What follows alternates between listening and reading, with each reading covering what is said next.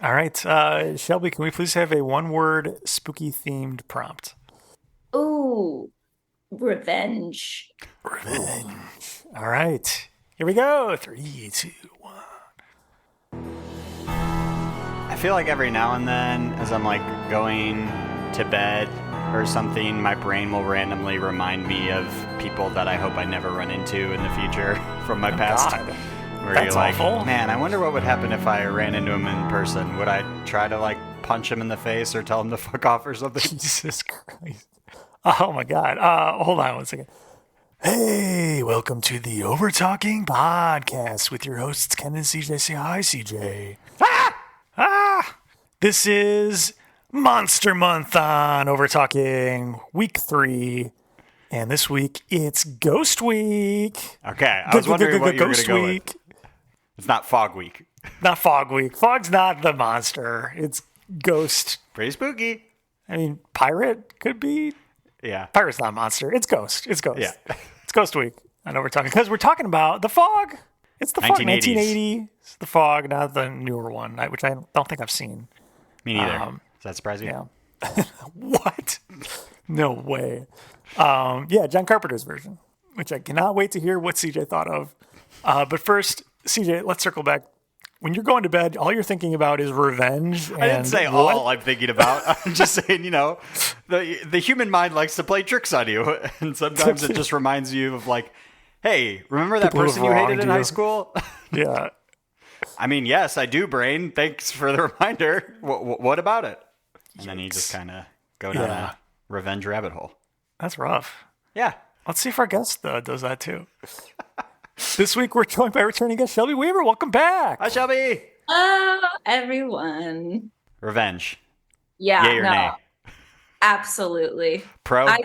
I do not forgive and forget. I remember and I think about it all the time. And Hold grudges. oh yeah, and you know That's what? another hard Plotting. one. I think that's your right. I think you're right to be as angry at someone as you want to be. And I've had some really solid arguments in my car to the air, I've said some stuff that all winners. But not in person. Never. Yeah, Okay. I think. Yeah. Yeah, that's where I tend to draw the line as well. It all just stays up in my head. I don't know. When I'm falling asleep, I'm not thinking about other people because my brain just kind of gets a little foggy, Oh, Just like this movie. 'Cause we're going to talk about the Fog coming up on the Overtalking Podcast. It was right there. That was a quick one. good one. To do That's a good one. John Carpenter's The Fog. 100 years ago, between midnight and 1, something unknown came out of the fog. Now it has returned. Oh, Jesus. And we're back on Monster Month of the Overtalking Podcast. It's Ghost Week. We're talking about the Fog, and we have guest Shelbi Weaver here with us. Shelby, we're going to put 30 seconds on the clock for you to describe for someone who has not yet seen 1980s John Carpenter's The Fog, what it's all about. Ready, go. In a town built on corruption, like most other towns in the United States, there's bad weather coming in. Are you afraid of natural weather events and also the sea? If you are, this movie will scare you. If you're not, 10 seconds. It probably won't scare you that much. I recommend it. Jamie Lee 3, Curtis is in it again. 1. Time. Here we go. Yeah, I mean, that's pretty much all you need to know. Yeah. Jamie Lee Curtis is it again. It's John Carpenter's second movie. I don't know. It's one of his earliest movies. And not a whole lot scary in it. But Shelby, why did you pick The Fog as one of the options? I know we kind of gave restrictions this time around, but why'd you throw out The Fog? I will be completely honest to your viewers as to why I chose The Fog, which is I wanted to choose a ghost movie, and all of the ghost movies that I could think of that I would want to talk about were painfully depressing. So Yeah. Well, thank you then. Yeah, the two other options you had looked kind of like downers. No, do you have they- the others on there? I think that was one. The others, I had a really sad Guillermo del Toro one. The Fog was really the only ghost movie I could think of that I did enjoy that wouldn't send you into like an absolute emotional spiral. Because ghosts, usually death, those undertones, usually sad. But the fog is pretty chill. So you ruled out Casper. Fog is something. Yeah, Casper. I forgot about Casper. Oh, I wonder how he's doing. I forgot about Casper. I don't think it holds up. I think it's also pretty sad. They're showing Casper at the Music Box of Horrors, if that hasn't already happened when this airs. They're showing Casper this Saturday at the Music Box of Horrors, which is already sold out, but it's going to be there, and I'm excited to see it. Have you ever seen it? Should be good. It's got Devon Sawa as Casper. Young Devon Sawa. I've seen it, but a long time ago, so I'm excited to see it again. You shouldn't be. No. I think it's going to be fun. I recently listened to another podcast talk about it, and they were both like, yeah, no, it's not good.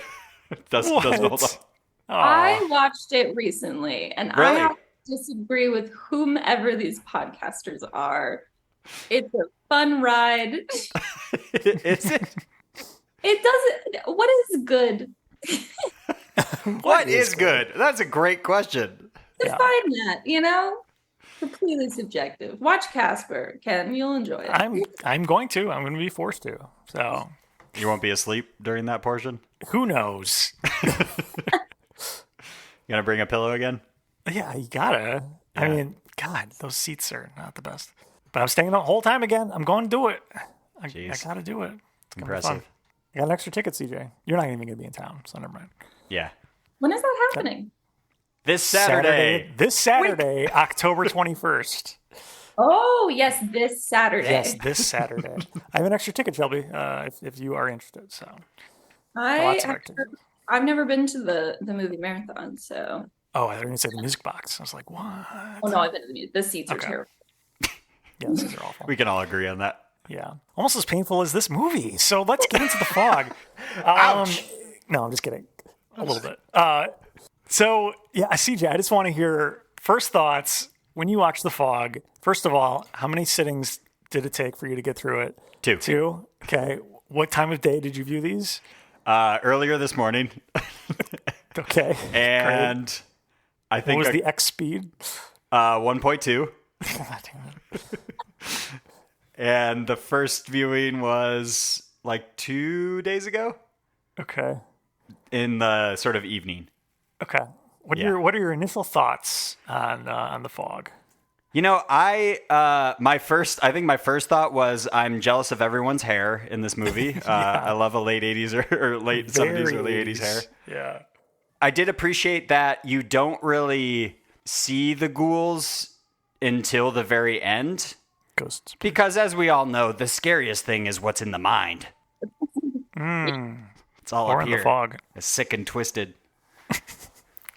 So I like that.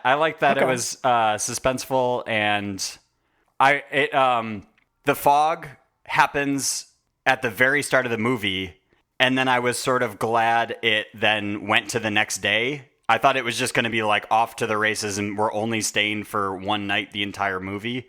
But I was sort of glad. I was like, no, okay, they're going to build up. We've seen the ghouls, then they're going to build up some more suspense. Some more weird stuff is going to happen throughout the day. And then the next night is really going to be when shit hits the fan. So this is my third time seeing this movie, I think. And I'll be honest, I still don't totally understand what the plot is, but we'll get to that in a second. But it starts out with this, which apparently was tacked on after filming, a scene of this old man telling some kids a ghost story about how the town was basically founded with leading some pirates or leper colony or something to their death. I'm not exactly sure what were they leper colony? Were they a leper colony, or am I mixing that up? Leprechauns to their death. Yeah, they were following the pot of gold, and they were let. I don't know what happened to them, but they died, and the town stole their money or something like that. Mm-hmm. Anyway, they're talking about. Oh, so it follows. Sorry, I'm all over the place. There is a lighthouse with a radio station in it for some reason. And they're talking about a celebration happening tonight. They say tonight, even though it's past midnight. So apparently it's tonight the next night, though. Yeah. which was confusing to me. But she's like talking on the phone to her. It might have been Tom Atkins or someone else, but about the weatherman. Yeah, about that. And I'm like, who the hell starts a party after midnight? Like, the party starts after midnight? What is going on? I forgot it. It's another day until it happens. But I was very confused and was a little upset. That's all. I'm just confused the whole movie, though, honestly. Like, I never quite catch up to what's actually going on, or maybe pay enough attention to care to learn. But Shelby, can you fill us in? Do you know what like actually is happening? Absolutely not. My like fourth or fifth time watching the movie, and when I was rewatching it for this, I this time made like a promise to myself to really pay attention. And so I really tried, and it is not the strongest of plot. Yeah. Plays. Narratively, it is, yeah, kind of a little foggy. all over the place. Yeah, it is foggy. I don't know. I think maybe John Carpenter was really busy. Had a lot going on. Definitely not one of his strongest works. I thought I got it pretty well. I think all you really need to know is the diary that the priest finds. That explains all of it in my book. Yeah, I totally don't remember the scary story at the beginning at all. Can't remember a single word that was said. But right. The thing is that they blatantly say like what the plot is, right? Yeah. And then they just kind of veer everywhere. Yeah. Then we forget about that for a while. It's one of those things where we're told directly to the camera multiple times, like, this is what they're here for. And then that's kind of what they're there for. Yeah. I feel like they say what they're there for a couple different times, but it's different every time. Like one time it's because they were led aground and were killed. Mm-hmm. Another time it's because they stole their gold or something like that, some leprechaun bullshit. And I don't know. It's different every time. And then they're only going after 6 people too. Yeah. That's kind of tacked on at the end as like I guess we're not going to just kill everyone. It's just going to be 6 people. And then I don't know. It's weird. And it's said a couple times that like they're coming after the like descendants of the conspirators behind the thing. Yeah. Which is why our priest, spoiler alert, dies at the end. But he's the only person I think who was connected whatsoever to everyone else is just a random person. So at the end when he's sacrificing himself, he's like, I'm the 6th conspirator. I'm like, the first 5 they were just chilling. That was just an old lady looking after a little boy. Yeah, I didn't like that part. The lighthouse radio station, like, come on, pirate. Like leprechaun ghosts. We're just going to refer to them as leprechaun ghosts. Please. Yeah, I didn't care that they had to kill the babysitter. She did nothing wrong. Barely got to know her in the movie. Like, why? She's nice. And it's one of the few scary movies, I got to give it up to Mr. Carpenter, where the babysitter in the movie is not some young, stupidly attractive, true, like teenage girl. It's just like a nice old lady, and I appreciate that. Yeah, not a teen having her boyfriend over when she was told not to, and Although that person is in this movie. In fact, a lot of people from Halloween are in this movie. Yes, we got Jamie Lee Curtis. We got others. Nancy Loomis, is that her name? The girl from who CD was alluding to from Halloween. Mm-hmm. Tom Atkins is from Halloween 3. Is that something? I don't know. Not from Halloween, but you have Janet Leigh of Psycho royalty, who is also Jamie Lee Curtis's mom. That's right. Yeah. Oh, whoa. Pretty cool. Oh, the weatherman is the cop in Halloween. Dang. Not noticed that. Yes. See, this is what I'm saying. I think John was just really busy. Just get all the old people. We don't have to do casting. These guys did fine last time. Let's just bring them back. Can we find an age-appropriate person for Tom Atkins to have sex with? No. Let's just have Jamie Lee Curtis. Yeah, 22-year-old or something. Tom Atkins is always having sex with the youngest girls, unfortunately. Halloween 3 happens again. It's real weird. I don't know what's going on. Also, don't mean to judge people, but so you're hitchhiking. You ask the driver if they're weird. He jokingly says yes. And then cut to they have had sex. Yeah. I actually liked that. I thought that was funny. That movie should have ended like halfway through that first scene, you know? Like, there would have been no movie. That's just, you ask them if they're weird, they say yes. Well, that's the end of the movie. Credits. Getting out. Bye. Getting out, or she's dead now. So she didn't get to see. If the movie was told through her perspective, which that's another thing about this movie, whose perspective is it really told through? It's like, a bunch of different. Yeah. It's like the town was a character in the movie. Absolutely. They also didn't really explain like why glass shatters all the time, or like is ghosts, baby. Yeah, but like, what else do you want? But we see in this world, the ghosts take physical form, but yet also just the fog will mess with electronics, break glass, shake things. But then there are many moments in the movie where, to build tension, the ghosts are physically breaking windows themselves. Yeah. And doors themselves. So it is like, are y'all choosing like automatic or manual mode? Like, yeah, they really had it out for that stained glass. They're like, no, I want to punch that. Yeah. So weird. Weird stuff like that where I'm like, I don't follow the magic rules of this movie. So I wrote down a couple of notes here that I just want to talk about. The kid at one point, the son of the DJ lady, he's out on the beach the next morning for some reason. He finds a gold coin, but then it turns into a plank from apparently the boat of the leprechauns that crashed.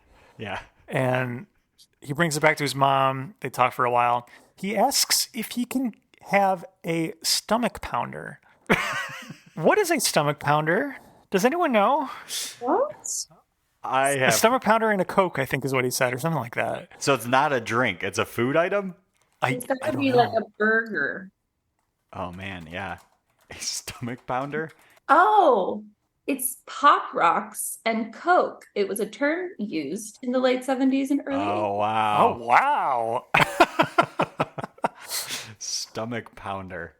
As a mother, she should have said no. I think she did. Okay. Good for her. Wow. Okay. Well, learn something new every day. That can kill you, right?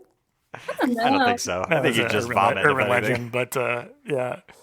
I don't think it's fun. Like birds eating rice where your stomach would explode or anything. Oh my God, is that true? I thought so. That's why you're not supposed to throw rice at weddings, right? Yeah. Mm-hmm. Because the rice isn't cooked yet, and it cooks in their little tummy acids, and then God. Yeah. Give them bread. Yeah. Is that why you're supposed to not eat popcorn as well? That doesn't sound pleasant. I don't think that's. Is that real? I think there's a number of reasons why you shouldn't do that. You ever tried to do that and someone told you not to? Concerned cat. I don't know. I don't know why birds aren't just exploding all over all the time. Well, Chicago birds live on crazy shit. You know? Hot garbage. Are eating Italian beefs from those spicy peppers. Yeah. Some giardiniera. Well, Reddit told me that birds aren't even real. So True. That could just be why. I don't like birds that talk. It's all that 5G. Birds that talk. If I come back next year and someone makes a movie about birds that talk, honestly, there should be a horror movie about talking birds. I would watch it in a heartbeat because why? Everyone's like they're just mimicking. I'm like, no, it's getting intelligent. Okay, they are sentient. Too intelligent. We shouldn't be teaching birds English. Okay. Yeah. There is the movie called Birds, right? The birds. They don't talk talk though. I don't think. Yeah. They just swarm. Yeah. I disagree. One of my favorite Instagram accounts has parrots, and they're the funniest things in the world. Yeah, I was thinking of TikTok birds as well that talking. Very entertaining. I like them. One other note that I wrote down was the 80s, just drinking and driving. just openly having a beer while driving a semi-truck. Not a problem. Don't see any worries with that. Seatbelts, optional. Yep. And let's just drive around in a truck that has exploded glass on every side of it. Not a big deal. Yeah. No.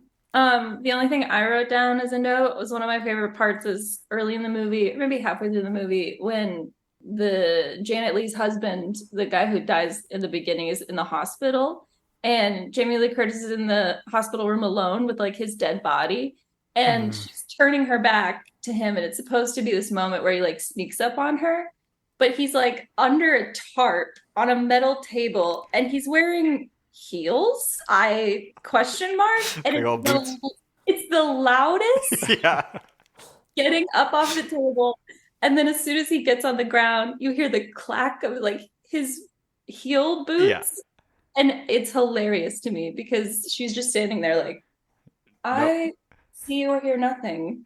Meanwhile, I don't know if you've ever been to a hospital, but that like paper so loud. Yeah. It should be crinkling like crazy. Bustling. Yeah.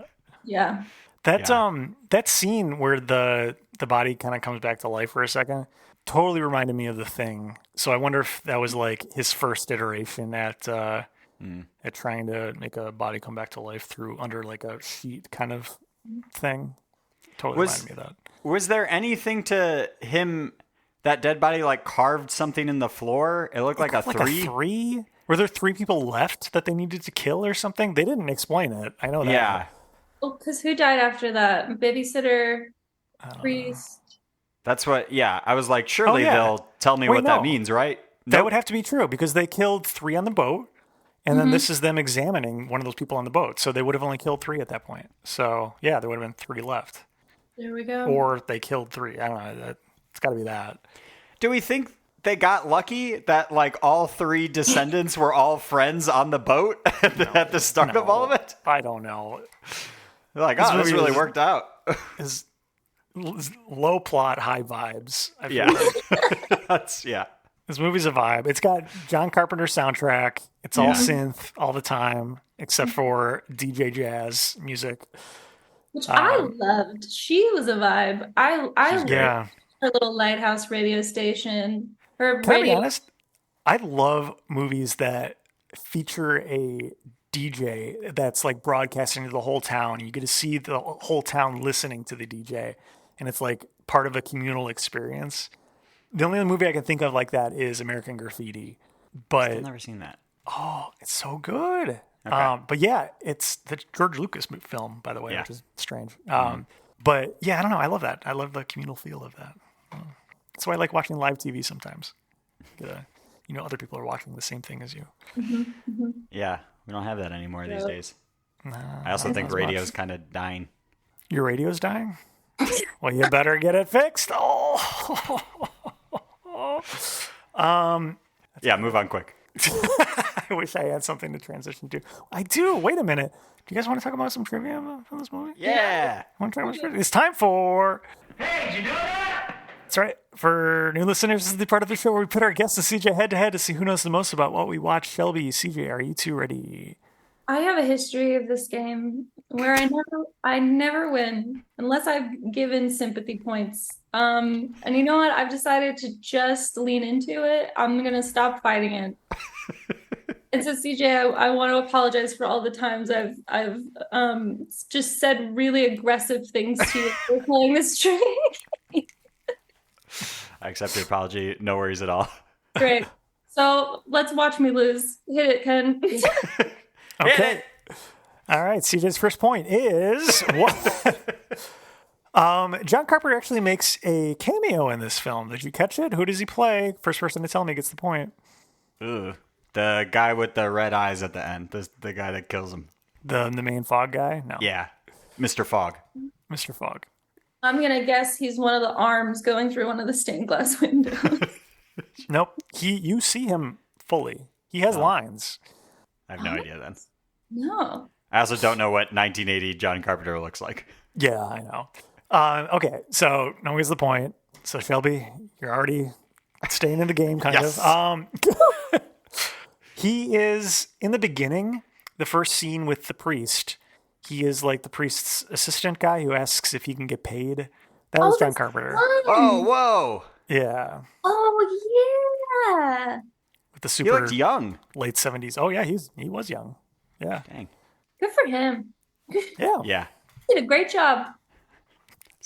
See, it wasn't about casting. Just wanted to, like, I'll just do this one. It's fine. That actually makes sense because I say he did a great job really sarcastically because that's one of my favorite line deliveries. Like, can I get paid? That now makes sense. Yeah. Do you think he got his SAG card from one of his own movies? Oh, maybe. It's like, I need some insurance. Why don't I put myself in the movie in that way? I support it. Yeah. All right. Next question. What was the budget for this movie? Oh, God. Just closest gets the point. A lot of dry ice, I assume. Yeah, it couldn't have been that high because like visual effect. I mean, that they probably used a lot. And like a little bit of CG, not CGI, but like a little bit of animation. Yeah. For some of the fog effects. I don't know, 1980 money. Like how much? Yeah. $2 or something, probably. Okay, I'll say the answer is in millions of dollars. Okay, that's So, helpful. I was not going to go. I could tell y'all were flailing. Maybe like $50. Yeah. 50 bucks and a can of Coke. You said millions, so I'm gonna play it safe and say 3. I was going to go with like 5. Something pretty low. CJ is gonna get the point. All right, Shelby. Well, you get the point. You were closest. Hey! He was $1 million. Wow. Oh, he does. Kind of. Yeah, pretty low. But with a $1 million budget, how much, in addition to that, was spent on advertising and promotion? Oh. Ooh, another million. Okay. 300,000. Shelby, you're on a roll. Wow. You're closest again. This time it was $3 million. So 3 times as much the budget of the movie they spent on advertising and promotion. It's kind of crazy. What wasn't necessary? Yeah, I don't You know? That's kind of strange. Also, if you guys were wondering, $1 million in 1980 is now worth $3.7 million today. Oh, okay. Still a pretty cheap movie. So then they spent over $10 million on advertising and promotion. Yeah, wow. All right. Next question. In how many days was this film shot? God, I'm awful at this. Oh, it had to have been short. I mean, there wasn't that much. Yeah. How many days? 28 days. Okay. I'm going low. Yeah, I there isn't many even like locations to have to shoot at or like set up. Man, I think that's a pretty good guess. Maybe even lower, like 21. We're doing Just closest. Just closest. Shelby, you get the point again. You're running away with it. 30 days is the answer. Dang. Hey. Yeah. Pretty close with all of these answers too. Like you're actually doing really good. So what happens when you let things go? Yeah. You know? Yeah, it comes to you. Positive vibes. All right. Then this is probably the final question, and it definitely is the final question. What is the Rotten Tomatoes tomato meter score in percentage, closest without going over? For those who don't know, this is the critics score on Rotten Tomatoes. Shelby, since you're in the lead, you will go first. Well, critics are always real horny for old movies, so I'm gonna say Those freaks. they love an older movie. I'm gonna say 70. Okay. CJ? I think it's higher than that, so I will say 71. CJ, you snuck in there. Yeah. Yes! 75%. But Shelby, Oh, wow, you okay. are our winner. Congratulations. Yeah! What happens when you manifest? That's right. You see, it was actually reverse psychology. That was a fake out. I don't regret any of the aggressiveness I took. You were fuming the entire time. Yeah. Just for fun, what do you guys think the audience score was? I think just because, it's like an 80s horror movie with John Carpenter, I'm thinking higher, probably like 84 or something. Okay. Yeah, I'm gonna say like 82. Lower. 65%. Oh, dang. So everyone else was confused. Yeah. I think it's safe to say this movie probably doesn't hold up as much, and also is confusing. And also, I mean, this is just kind of a fun fact that couldn't fit into a trivia question, but there was no blood in this movie. And John Carpenter did that on purpose in an attempt to get a PG rating, but he still ended up getting an R rating. Yeah.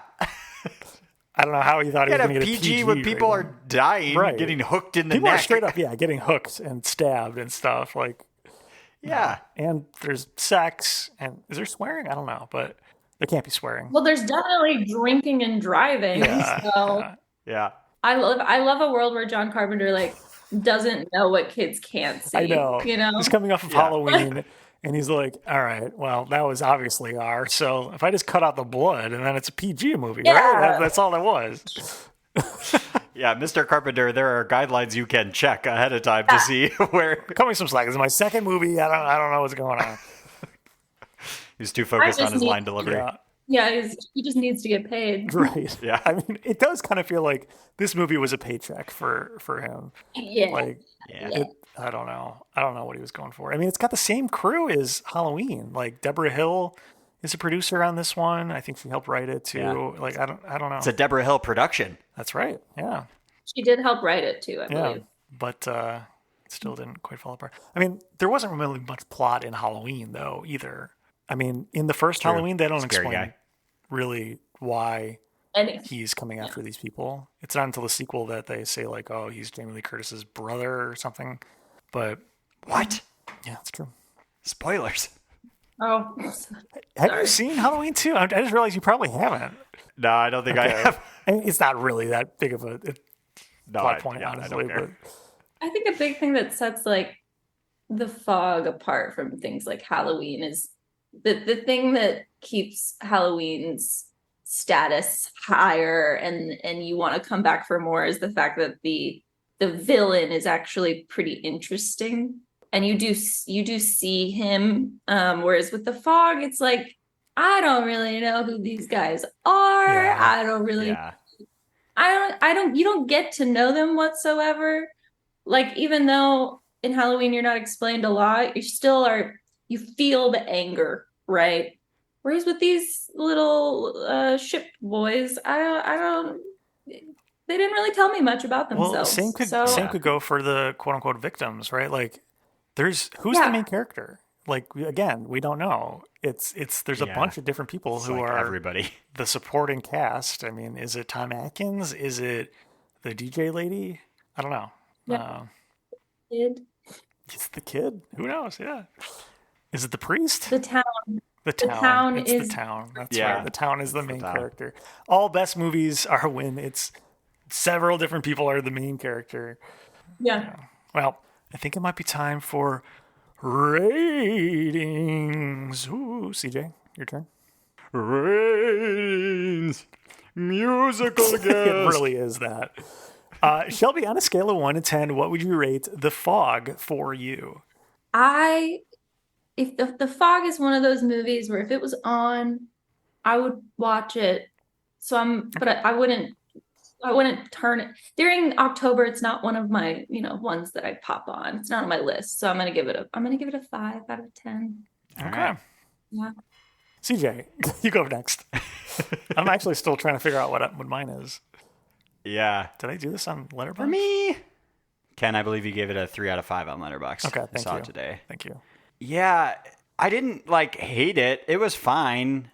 I appreciated that there wasn't a lot of cheap jump scares. That's really what I personally hate a lot.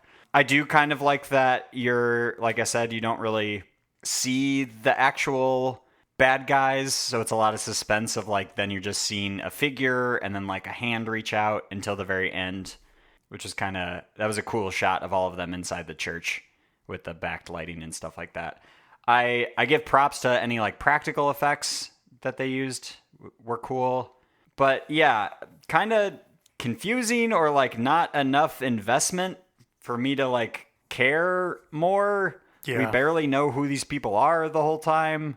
And the biggest issue I think I had was the priest that finds the diary that kind of puts it together that, oh, we're coming up on the 100th anniversary of this kill plot, says I couldn't read past that. Yes. What? Yes. And tells no one. Yeah. Yeah. That would have been I would have been like, oh my God, holy shit. How does this end? Flip through the rest of the diary. Because we all know usually that it's like, and we were able to kill them by blah, blah, blah. It's like, oh, maybe we should do that. Or like, that the diary explains the motivation. Oh, there's gold. Maybe if we find the gold and give it to them, which they eventually do. But like, oh, there's a distinct clue to where the gold is. Oh, okay. Yes. I'm glad he died in the end. I was like, why did he stay yes, kind of deserves it a little bit. Yeah. He just stayed in the church. Wasn't paying his employees, Yeah. Not a good guy. Yeah. Just another point of the corrupt church. But yeah, I was very, like, at the end when you think he is going to live, I was very mad. I was like, he absolutely should die. And then they do. And I was like, okay, good. But yeah, overall, I don't know. I think initially I was going to give it probably a 6, but then talking about it more, I'm like, I think it does kind of deserve a 5. I think that's a pretty solid, like, it's fine, I guess. I'll go hand-holding glove with Shelby. I'll give it a 5. Okay. For me, I don't know. This every time I watch this movie, I keep thinking like, okay, maybe this time I'll like it. That's a great sign. Yeah, because it's John Carpenter. It's got a decent cast of people. Yeah. It's just not very good, unfortunately. But like I said, it's vibes. Like if it's on, that's great. It's a great background kind of movie for October, I think. Because the music is cool. Music is fun. I love John Carpenter's soundtracks. Totally. It's just, if you're watching it for plot, it's just, A, doesn't make a whole lot of sense, and B, it's all over the place. Not important. 5. Yeah, also a 5, I think. Because I would rewatch it again, probably still. I just know, like, at this point, like, I'm not going to sit down to watch it again. If it's on, I'll watch it. Yeah. Yeah, Ken, I think at your yearly, like, Halloween party, like, this is a great one to have on the TV, just like as people are over. Yes. But yeah, totally. Not going to, like, sit down and give it my full attention. Right. Yeah, absolutely. It's October and you're like cleaning the house and you want to put some scary movies on. Yeah. I think it's the first time we've ever all had the same rating. Yeah, I think usually you're right. I bring in movies that I know that at least one of you will probably hate. Yeah. This time we all didn't like the movie. That's progress. We all thought it was pretty mediocre. Yeah, we all didn't hate it. We all also didn't really like it. So, yeah. Checks out. Well, Shelby, thank you for joining us. This was a lot of fun. Thank you. Before we wrap up here, I got to ask, do you have any tips for the kiddies for Halloween this year? Oh, for the cats or the children? The cats, yeah. Oh, the cats. Any tips for them? I think Ken meant to say kids, and he said kitties, but you interpreted it as cats as in kitties. Yeah, children or people in general, anything Halloween related that you want to say right now is what I'm going for. Okay. Wait, but tips? I'm confused still. How about this? What's your favorite Halloween candy? There we go. Oh my gosh. Okay. Oh man, if I'm getting a bag of Halloween candy, I'm either going for controversial choice, Three Musketeers. I love it. A classic, or sour Skittles. Ooh, nice. Or a Kit Kat. Or I'm not a big Reese's Cup fan unless they are the either Christmas shaped Reese's Cups or Halloween ones, because the texture is different. The ratios are different. Yeah. I ate a whole bag of those the other day, so. The shapes are superior for sure. Mm-hmm. There's the pumpkin ones for Halloween. They're there. There's bats and ghosts too. Nice. Have you ever put a Three Musketeers in the freezer and had that? Yes. Yes. Okay. Ooh. Try it, Ken. Sounds good. It's great. So good. Nice. Shelby, am I remembering correctly that you dress up a lot for Halloween? I do. I go pretty far. Do you know what you're doing this year? I just moved, so I'm gonna go a little bit more low key this year because I have furniture to buy. Yeah. Okay. But my friends are coming into town, and my mom is also coming into town with her best friend, Miss Laura, who's a hoot. So it's going to be a lot of craziness, and we've decided to all dress up as a different cryptid. Oh, cool. That's awesome. Nice. I will be the Kraken. Nice. I haven't figured out quite yet how to execute that. Yeah, there's a lot of tentacles and stuff. I don't know. Huh. I'm thinking pool noodles. I don't know. We'll figure it out. There you go. Cool. What are everyone else doing? Like Chupacabra and stuff like that? Yeah, we've got a Nessie, we've got a Jersey Devil, I'm so excited. We have a Mothman. Cool. I was actually pretty sad I didn't get Mothman early on, but I'm really bad at responding in group texts. So I get what I get. And I think we have a Chupacabra. We've pretty much, we have like 9 of us. So Wow. Running the we really dug deep in the Wikipedia list of what different cryptids are out there. Cool. That's awesome. If you want a shortcut to your costume, but probably won't save you any money, there is the Seattle Kraken hockey team, and you could just buy some of their merch and call it a day. That's going to be just as expensive. Yeah, it will be. It will be very more expensive. Probably than a couple pool noodles. Yeah. Yeah, just 2. Just 2 noodles. I'm the Kraken, obviously. Yeah. Yeah. We'll figure it out. I'm sure it'll be funny. If it's good, it'll be funny. If it's bad, it'll be funnier. So Yeah. That's awesome. Cool. CJ, do you know what you're doing for Halloween? No, but I am a little afraid because I think literally like yesterday or the other day, my lovely wife Emily texted me a picture of, let's see if you can see this, Skating Ken from Barbie. That's great. And I am now very worried. Yes. Absolutely. That's it. So we'll see. God, how many Barbies and Kens are going to be this year? Like, it's going to be everywhere. I'm sure a ton. Nice. Well, Shelby, thank you again. Do you have anything you want to plug at the end here? not really.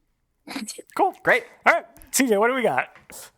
You can follow us on all the things at Overtalking Pod. We are newly on TikTok, or probably a month or 2 now at this point, but follow us on TikTok at Overtalking Pod. Call or text us at USACat1591. Email us at overtalkingpod@gmail.com. Go to our website, overtalkingpod.party. You can type in the word Shelby. There's a search bar. Hit enter. Find all of our previous episodes where we generally disagree on the ratings at the end. They're a lot of fun. But not this time. Oh, no, they're here. Oh. Ah! It's just a fog rolling into the room. And, they're stepping out. Oh, it's the Overtalking Overlords. Oh, no. They're here. For people who don't know, they're our ghastly otherworldly landlords. Such commitment. Who show up at the end of every episode to remind me to remind you, if you like the show, please go on Apple Podcasts and rate, reviews, or help people find this podcast. Also, we spend no money in advertising, so if you like the show, please tell a friend and spread the word. We'd really appreciate it. Thank you. Thank you. And they're gone. And next week, we're wrapping up Monster Month, and it's going to be Vampire Week because we got returning guest Danny from the Double Murder Podcast, which is fully defunct at this point. But and we're going to talk about The Last Voyage of the Demeter, which is a brand new movie. So, oh, okay. Because yes. I was like, I've never heard of this before. Yeah, it came out like a month ago at this point. So, gotcha. Okay, cool. So watch that now if you're ready to play along at home. I don't know. And as I always say at the end of every episode, give me pot of gold. What was Sorry for any Irish people we have offended in this movie. That's okay. I'm Irish. Sorry. We can do it. Apologies. As a redhead, I'll take it for the team. Yeah. I want to say one last thing about this movie. That was a short lighthouse. All right, that lighthouse 8 stories tall. No wonder they crashed. Yeah. Get a bigger lighthouse. You would have thought they would have learned by now, 100 years later, but no. Bye. Wait, one more. No, I'm just kidding. No, bye. Oh, this Ghost Week episode of the Overtalking Podcast was produced by Ken and CJ, edited by CJ. This week's spooky guest was Shelbi Weaver. Music by Justin Peters. Logo by Nate Richards. Check out Nate's work on Instagram at Nate Richards Designs. Ooh.